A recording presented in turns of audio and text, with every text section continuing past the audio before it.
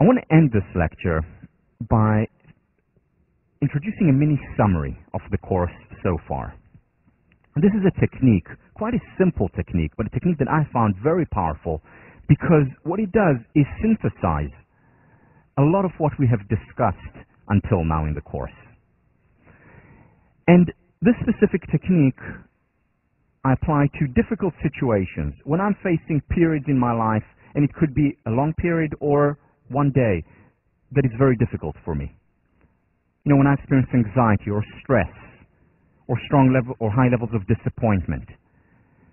And this is the alternative in many ways to the 3 M's. So remember the 3 M's: magnifying, minimizing, and making up, inventing. So the 3 P's are an alternative. The first P is the permission to be human. So if I experience a difficult experience, I go through a hard time, the first step is to give myself permission, and that would mean accepting of the emotion, accepting that it's difficult, accepting reality.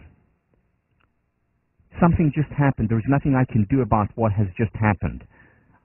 What can change is perhaps my interpretation of what has happened, which is where I get to the next level, the next step. And this is reframing, interpreting the situation as positive. And that would be the benefit finder. What's the silver lining here? What is the growth opportunity here? So if I'm going through a very difficult time, perhaps to look at it through the Buddhist perspective and say, well, this is a tool for growth. This will help me better understand myself as well as others, become a better psychologist, become a better business person, whatever it is. Seeing it, again, the silver lining, the opportunity in failure. And finally, one very important thing that we didn't talk about much, just in passing, is distraction, is looking toward other places. It's not always good. In fact, as we'll talk about next time, it's sometimes detrimental to stay and analyze every single emotion, feeling, thought that comes up. Ruminating in and of itself does not always help. Sometimes the best thing to do is when a negative thought comes up or a negative feeling comes up, is to distract ourselves from it by, for example, going to listen to a piece of music, going for a run, talking to someone either about that or something else. Now this is very different from avoiding. Because it's not about saying, all right, I'm not going to deal with any of the issues in my life. It's just saying that if there is a recurrent thought or feeling, and I'm experiencing a Sisyphean battle against it, you know, pushing the stone up and then being pushed down again, up and down again, sometimes it is better, more helpful, to just say, okay, I'm not going to ruminate, it's pointless. This neural pathway in my mind has been so reinforced. It's not going anywhere. And then to say, let me move on, let me listen to a nice piece of music, let me go for a run. That will really help get my mind off this. And very often what the run can do is also help me look at it through a different lens. And we'll talk about it much more about this distraction because it's nuanced, meaning we're not about avoiding. So we'll talk about it next on Thursday when we talk about dealing with depression or dealing with anxiety using meditation, using mindfulness as a kind of distraction. But that's also one way of looking at the positive. And finally, the third P is about taking perspective. Is this really going to matter? This is Richard Carson's wonderful self-help book, Don't Sweat the Small Stuff, and it's all small stuff. Now, I don't necessarily agree with the second, it's not all small stuff, but certainly a lot of the things that we sweat about in our lives, small stuff. Now, the issue with not sweating the small stuff is asking a simple question: is this going to matter in a year? Or in the grand, in the large scheme of things, does it really matter? Is it worth my worrying and fretting and being depressed and upset and anxious about this now? Is this really going to matter in a year? And most of the times, it won't matter. The other side of this is that, well, then, does anything matter?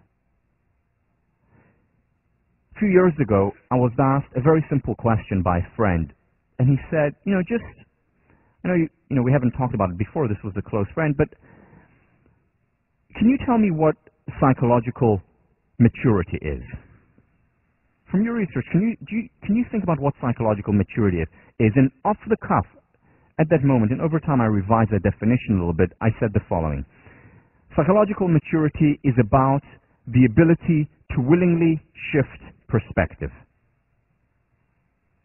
And I think it's more or less right.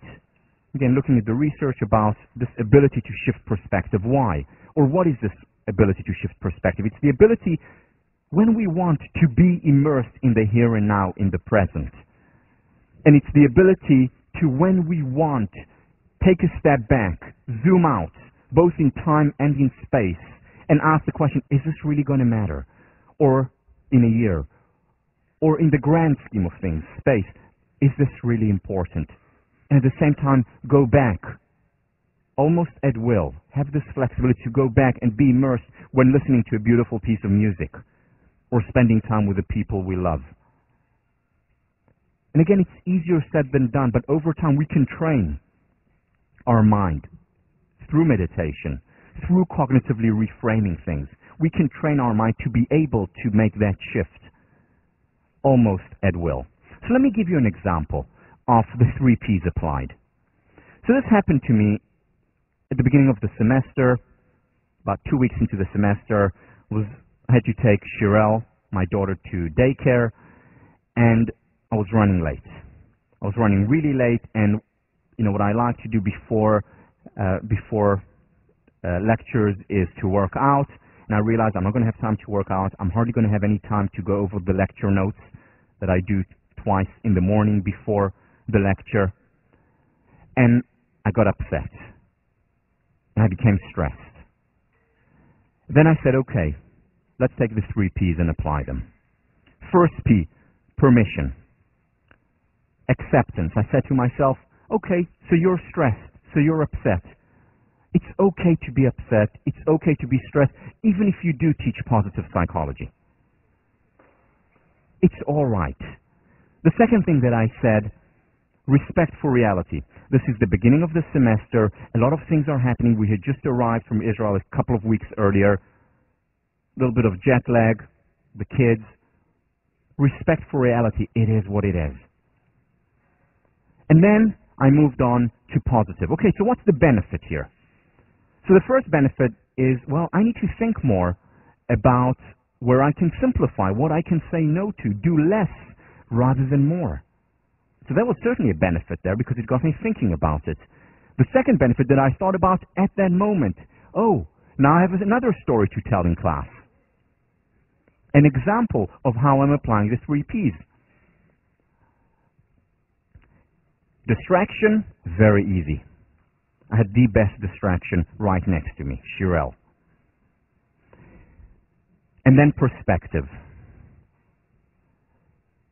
Is this really going to matter a year from now that I didn't exercise before class and that I didn't go over lecture notes twice but only once before class? So I'm not going to give a class which is 95% great but just 90%. Is this really going to matter? No. But at the same time, I said to myself, I still want to be able to enjoy the here and now. So I took my time, spent time with Shirelle, stayed with her a few more extra minutes in daycare, we played together, and then went home much more relaxed, much calmer, having applied the 3 Ps to an actual situation that arose. Permission to be human, acceptance, focusing on the positive benefit finding, and finally, the ability to shift perspective. When do I want to zoom out and ask this, do I need to sweat over it now? And when do I want to be immersed in the here and now? Think about this technique. Again, very simple. Now, this technique is not equivalent to an inoculation, meaning it's not, okay, now you've learned the technique, I know about the 3 Ps, now for the rest of my life it's going to help me. That's not how it works. It works much more like a pill that you need to take on a regular basis. Meaning, if you're going through a difficult time, apply the 3 Ps. And the more you apply them, the faster it is. Now, very often, as I mention the term 3 Ps, already automatically I go through that process. Permission, positive perspective. It's much faster now because I've used it, because I've practiced it. So use it constantly. Try it a few times. Again, bringing together a lot of the ideas that we have discussed in the course. Okay.